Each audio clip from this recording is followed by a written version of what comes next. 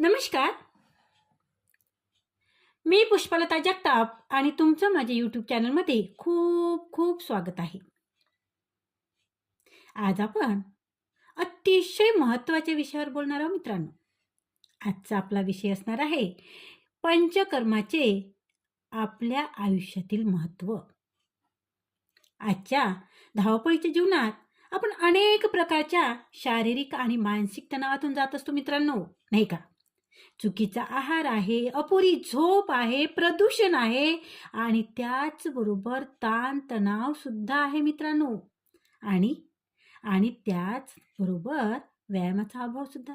कारण आपली एकच सबब असते की काय करावं?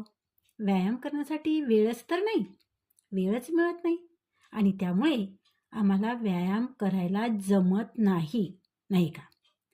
तर व्यायामाचा अभाव आणि या सगळ्यांचा परिणाम शरीरामध्ये अनेक प्रकारचे विकार निर्माण होतात. आणि अशा वेळी आयुर्वेदामध्ये सांगितलेले पंचकर्म चिकित्सा शरीराला एक नवसंजीवनी देण्याचं काम करतं, नाही का? सर्वप्रथम आपण जाणून घेऊया की पंचकर्म म्हणजे नेमकं काय. चला तर मग आपण पंचकर्म म्हणजे नेमकं काय, काय करायचं किंवा काय होतं हे सुद्धा आपण जाणून घेऊया. तर पंचकर्म ही आयुर्वेदातील शरीर शुद्धीची उपचार पद्धती आहे मित्रांनो. पंच म्हणजेच 5 आणि कर्म म्हणजे प्रक्रिया. 5 प्रक्रिया पंचकर्म. आता हे 5 प्रक्रिया जर शरीरावर केल्या तर शरीरातील दोषाचे संतुलन राखण्यासाठी 5 प्रमुख उपचार यामध्ये केले जातात आणि यालाच आपण पंचकर्म असं म्हणतो, नाही का? आयुर्वेदानुसार शरीरात वात, पित्त आणि कफ हे 3 दोष असतातच आणि हे दोष आपले शरीर असंतुलित करतात किंवा असंतुलित या दोषामुळे होतं. त्याचबरोबर विविध आजार सुद्धा निर्माण होतात आणि पंचकर्माच्या साहाय्याने हे दोष आपण संतुलित करतो किंवा हे दोष संतुलित केले जातात असं म्हणूया आपण. तर पंचकर्मातील सगळ्यात पहिली उपचार पद्धती म्हणजे काय आहे, तर ती म्हणजेच वमन. यामध्ये काय केले जाते, तर शरीरातील अतिरिक्त कफ जो आहे तो कफ बाहेर काढला जातो किंवा बाहेर काढण्याची प्रक्रिया म्हणजेच वमन. शरीर शुद्धीसाठी दुसरी प्रक्रिया आहे आणि ती प्रक्रिया म्हणजे विरेचन. यामध्ये पित्त दोष कमी करण्यासाठी विशिष्ट औषधीच्या सहाय्याने शुद्धी केली जाते. तिसरा आहे बस्ती. हा वात दोषावर अतिशय प्रभावी उपचार मानला जातो. आणि चौथा आहे नश.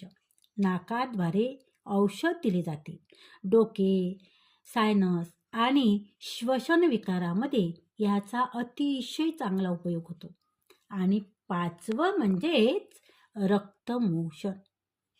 रक्तातील दूषित घटक कमी करण्यासाठी ही प्रक्रिया केली जाते.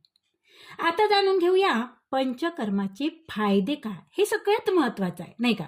आता तुम्ही म्हणाल की पंचकर्म तुम्ही म्हणत आहात पण त्याचे फायदे तर आम्हाला काय आहे किंवा आमच्या शरीरावर त्याचे फायदे काय होईल किंवा आम्हाला पंचकर्म केल्यानंतर आमच्यासाठी फायदा काय आहे, तर सांगते ऐका. सगळ्यात महत्त्वाचं आहे. तर पहिला फायदा म्हणजे पंचकर्म केल्यामुळे शरीरातील विषारी द्रव्य हे बाहेर पडतात आणि आपल्या शरीरात अनेक हानिकारक घटक जे जमा होतात ते पंचकर्मामुळे शरीराची अंतर्गत स्वच्छता केली जाते. दुसरा फायदा म्हणजे रोगप्रतिकारक शक्ती वाढते. शरीर मजबूत झाल्यामुळे अनेक आजारापासून आपलं संरक्षण होतं. आणि तिसरा फायदा म्हणजे पचनक्रिया सुधारते. सगळ्यात महत्त्वाचं पचनक्रिया सुधारते.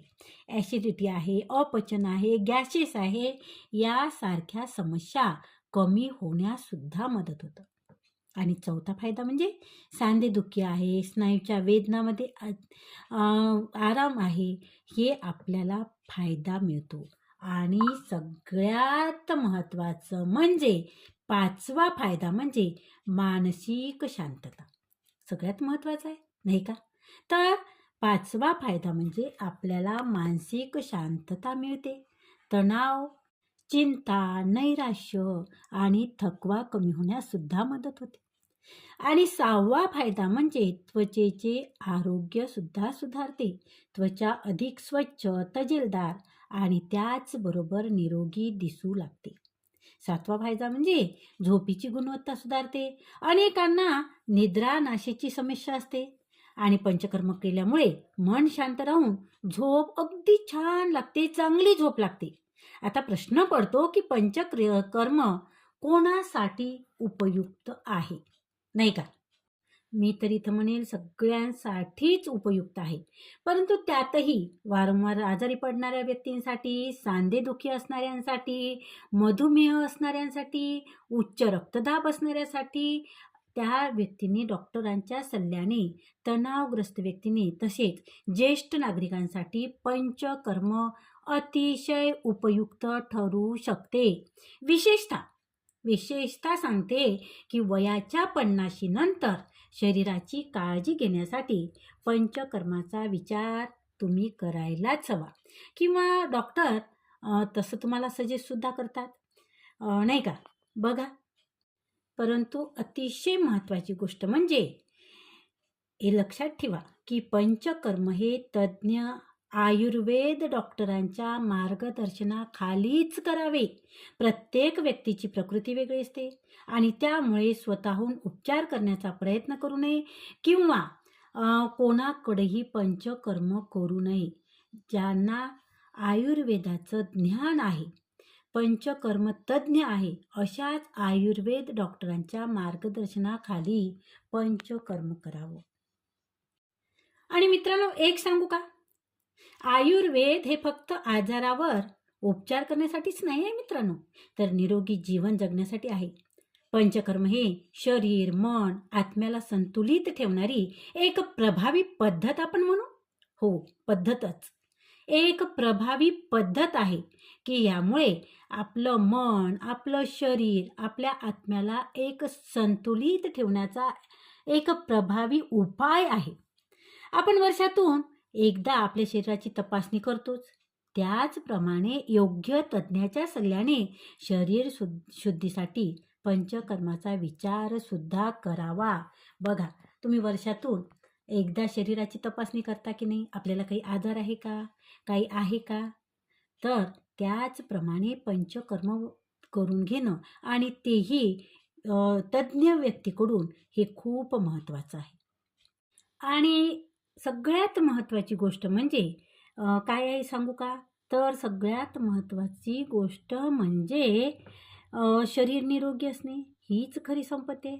निरोगी शरीर हीच आपली खरी संपत्ती आहे मित्रांनो.